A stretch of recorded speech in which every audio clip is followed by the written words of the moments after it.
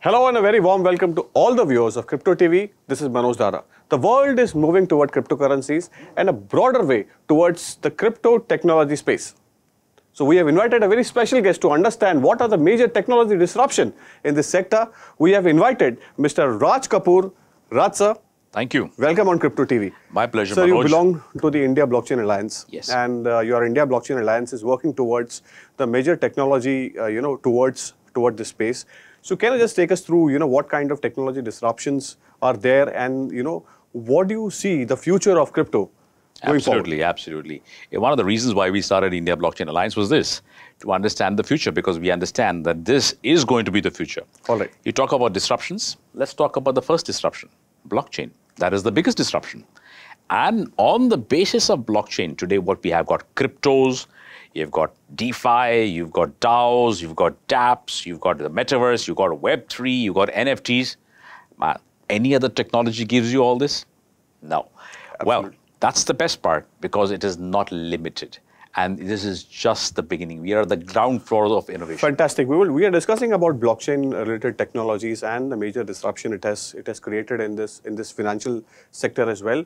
But sir, my first topic of discussion is about the cryptocurrency market has corrected a bit, and there are broader concerns over the market. So what do you think, sir, will be the outlook of the sector going forward? And as far as technology is concerned, what kind of innovation and what kind of new technologies this sector is witnessing? Absolutely, good question there. Actually, if you've seen this background of the last 1 month, what has dominated headlines? It's Russia and Ukraine war. Absolutely. It's a great case study, actually. If you look at it, what has it done to the stock markets? Stock markets are coming down. Right. Bullion is going down. Real estate is not really rising. However, you've seen a little uptick in the top 10 coins. Fantastic. And thereby the rest of the markets over the last 1 month. True. There's a major reason for it. The reason, again, is the strength of the technology called blockchain. Now, if you may have read that in the last month, there have been so many, DAOs set up by the Ukrainians to actually raise funds. That is war-related crypto adoption. Absolutely. What is a DAO? A decentralized autonomous organization. Built on the blockchain. Perfect. Now, they collected more than, in the first 3 days, $8 million plus were connected. And who benefited? The refugees, the people fleeing the country, and of course, they could buy arms and ammunition for the Ukrainian soldiers. And that's been one of the reasons why they fought back for the last 1 month and not been taken over, being a smaller country. So that's one of the key things we can see. Also, if you see traditional methods of finance take a longer time to reach nations. Traditional supplies also take a longer time. Here we got everything almost instantly. Now, isn't that a great use case of what technology can do? Of course, yes. So you're related to a lot of projects. You are related to a lot of exchanges, and you are currently working on a lot of coins as well. So we CryptoTV have actually been to Dubai, and we have attended the Dubai Crypto Expo. We have interacted with a lot of exchanges, and they are pretty robust about the crypto adoption. Right. And this can only happen with the use of technology. Absolutely. So since being a part of exchange, you are on many advisory panels of the exchange. Right. Can you just take us through, how this will create mass adoption, and as far as India is concerned, how this will change the dynamics? Right. I think another good question there. You're right. Adoption is going to come and exchanges are going to play a major role. That's for sure. Right now, there are about 300 plus exchanges. Right. But there is a problem. The problem is, there are 300 different exchanges, all speaking different languages. There needs to be some sort of a consensus. All right. When we talk about blockchain, it's... You're talking about regulations? Not regulations only, a certain set of rules and regulations which are common to all, rather than all having different criteria, some different criteria for listing, some different criteria for trading, some different criteria for being, part of, being in the system, rates, processes, everything. There are a lot of differences. Right. There has to be some sort of a consensus. Right. Why? Because blockchain is all about consensus mechanisms. Superb. And when we talk about exchanges, which are not exactly blockchain, they are just shops to buy and sell. Right. They too need to actually fall in line and calibrate with the technology called blockchain. Superb. Bringing in safety to the wallets, which is again very insecure till now. Bringing in certain standards within the space. We have no standards for them right now. We need standards. We need frameworks.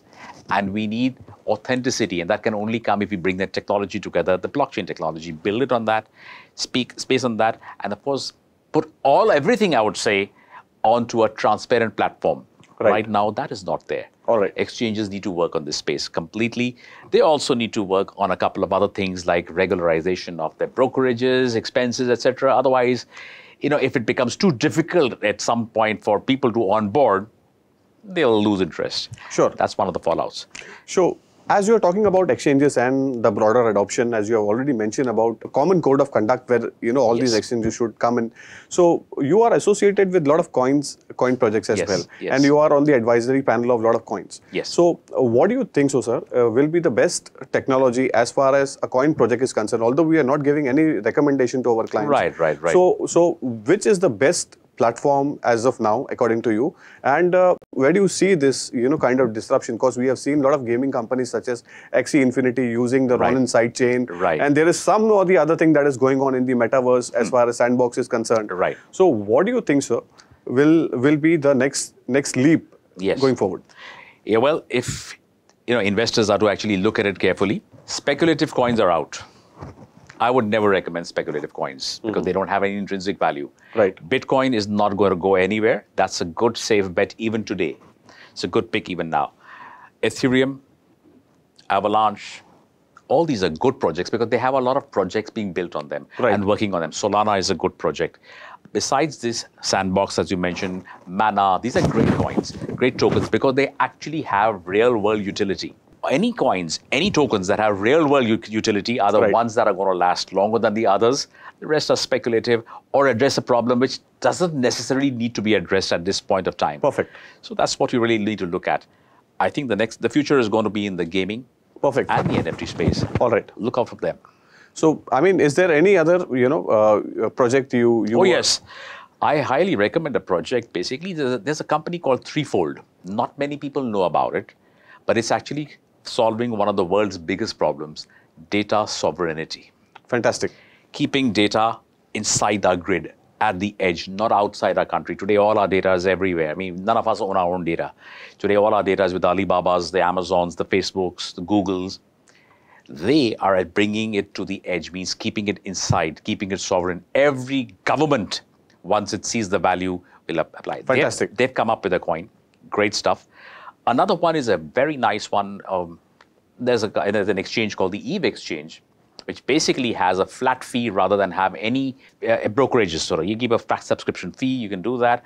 Most important, what they have done, if you and I trade, yes, what happens after that? Can we buy or sell anything from there? Not really. You got to encash yourself out. What they do is they have allowed you the provision of setting up a shop and offering your services for crypto. Fantastic. No exchange has that, so you don't have to go in and out of exchanges. You can do that. They're also powering up with a lot of people who accept crypto as a native token Time Magazine takes crypto as payments. Many universities accept crypto as payments, and they give you a discount if you pay in crypto. That's the best part. Now, this exchange has brought all these things together, made an ecosystem, and not only can you trade, you can open a shop, and if you don't have money or anything, you want to open a crypto shop, you can open and start earning in cryptos now. Sir, as you're talking about exchanges and the wider market-making activity, which you have already highlighted about this thing is, so there are a lot of exchanges who are doing a lot of initiative. They are taking a lot of initiative in terms of investors to protect the interest of investors. Yes. So there was one exchange which we spoke was DIFX in Dubai Crypto Expo. Yes. So they have taken an initiative to ensure their investors' wallet. Right. So is there such kind of initiatives or Yes. the steps which an exchange take gives a confidence towards the investors. Absolutely. And their interest is protected. Absolutely. See, in fact, I'm working on a very nice project actually with whatever you've said is actually bang on. Investors don't really have a historical way of understanding what is a great way to invest, what are the good coins or tokens to invest. They don't have historically because it's a very nascent space. Exactly. Unlike the stock market and the scripts, they can see the history, they can understand the technicals. We have the fundamental knowledge, we have fund managers all out there. Very much there. Exactly. Here, a lot of gray areas. So, we are actually taking out a rating index where we will be actually analyzing each of these projects and giving them a rating. Fantastic. For public, it's going to be open for the public. They can actually get onto it and have a look at the rating based on the parameters of promoters, technology, need, adoption, circulation, multiple criteria. All right. That's going to be a very useful tool that can be plugged into all these exchanges, which can actually then become more open, more professional, and more honest with the general public, for the retail investor. Sure. As we're talking about technology and in the broader way forward for this sector, we're talking about the crypto mass adoption drive as well the exchanges are taking. So what do you think, according to you, will be the outlook? We are moving towards Yes. the NFT segment, sir. So what do you think, according to you, we have seen a major disruption in the NFT space. Yes. And we have seen a wider adoption, and there were a lot of activities that were happening on the NFT front. Yes. And we have seen Beeple's NFT was sold for maybe $550 $69 million, $69 million, and rest is the history. We all know that. But the thing is coming down. Yes. So what do you think? So what are the reasons behind this? Oh, yes. So and the technology कितना आगे आ रहा है इसमें? नहीं, आपकी बात बिल्कुल सही है कि टेक्नोलॉजी आगे आ रहा है, और दूसरी बात ये भी सही है कि there has been a dip in the NFT space. Right. Why has there been a dip? Because there was an initial hype. It's simple economics. What goes up must come down. Okay. When it comes down, there is an iteration. There is a fallout of all. Everybody dived into it. Sure. It's like the internet bubble was there once upon a time. Everybody was going with the .com bubble. Similarly, there's an NFT bubble. Everybody, all hypes. What are basically people buying for $69? Initially, NFTs were being sold from one big wallet to another. There was actually a lot of, it was like manipulation, I can call it. You are saying that there was a lot of market-making exercise? Market-making exercise, completely. That's not really a good thing for anything. Now, the dip brought about a realization that won't work forever.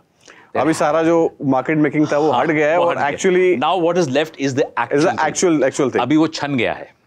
आप चाय की पत्ती हटा दीजिए, अभी now आपको चाय मिली है. Outlook क्या है सर इसका NFT पर? So NFTs are actually going to have much more applications than just collectibles, digital art. Fantastic. They are going to be used by corporates. Why? Because NFTs. But it was projected in a way that, yes, digital art was the first adopter. Easy to create digital art and then, put it up. A big hype was created. It's all about perception management. Any coin for that matter, any initiative is a perception management. However, there are actually real world use cases of NFT. Right. I'm using on multiple words for corporate, for asset tracking, paper provenance. Fantastic.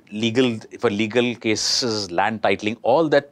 Because NFTs can actually prove ownership. Your current projects on NFTs, sir? I'm doing many projects. I'm actually doing a project on multiple, how we can have cross-chain NFTs, because NFTs don't speak to each other today. Unlike blockchains, they don't speak to each other. But that is one. I'm working on my personal favorite is a project called DASI, Digital Arts for Social Impact, where we are actually using NFTs for helping children's education in poor developing countries. Fantastic. So DASI is basically, we make the poor children make their paintings or drawings or whatever artwork, and we put it on the market space of DASI. We sell it, and then that money on a smart contract goes to the parents and can only be used for the children's education. Sure. So that way we are creating it for social impact. So also. You're talking about the upliftment of the girl child? Girl child. Amazing. And any child which is uneducated. That's a big impact. So NFT can make a very strong social impact. It's not just for profit; it's for benefit. Fantastic. As you're talking about the major technology initiative which this space is witnessing, so what is your outlook on Metaverse? Because this is something which we have seen since the time Facebook has changed its name to Meta. We have seen a lot of hype in this sector, right. And this sector, as far as you have witnessed, there are a lot of companies such as Axie Infinity, such as Sandbox, right, and they are just booming. They are. And why shouldn't they boom, basically? Of course, like every initial hype, there will be a fallout, but that's the right process. That's the inevitable process, and that's how it should be. Now, what is happening is people lead a lot of dual lives in real life, and here's a chance for them to actually experience another life without even moving out of the life you live. That is one experience aspect. The second is, a lot of people, a lot of gaming companies earn to play and all those things. They are now moving towards the metaverse because that's all fantasy. The fantasy is becoming, and the reality is now converging. The convergence is through the metaverse, where you can do exactly what you want. You can become your own avatar. You can wear the clothes you want. You want to wear a Prada, which you can't buy outside, but you can buy it there. You can do what you like, guys.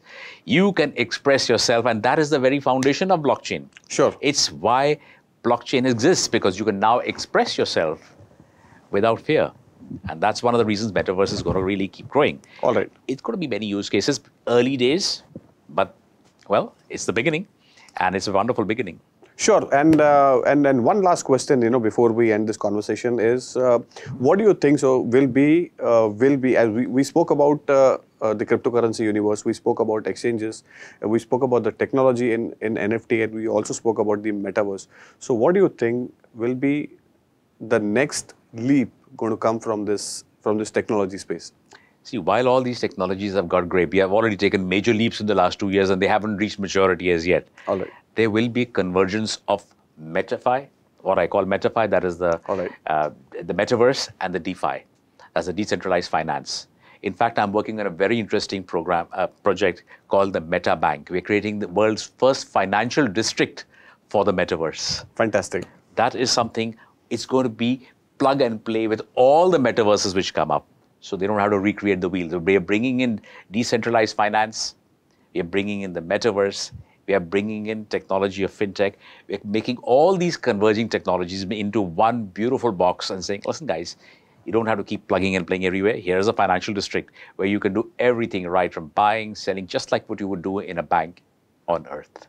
That is going to be very disruptive in the future because nobody has really plugged that piece inside. And we hope that this project brings a lot of success to you, and we wish that this project we can have a first look of this project as well. Yes. Thank you so much, sir, for talking to us and educating our viewers. You spoke really well about the crypto universe, exchanges, what they need to do in terms of technology, and the transparency code which you spoke about, the NFT, the initial hype, and now there are a lot of actual use cases which the sector is witnessing, and metaverse, as you rightly pointed that there is a lot of steam left in this sector, and the opportunity as well will definitely come from the metaverse. Thank you so much, sir, for talking to us. My pleasure. It was a pleasure having you on CryptoTV. Thank you, sir. Thank you, Manoj.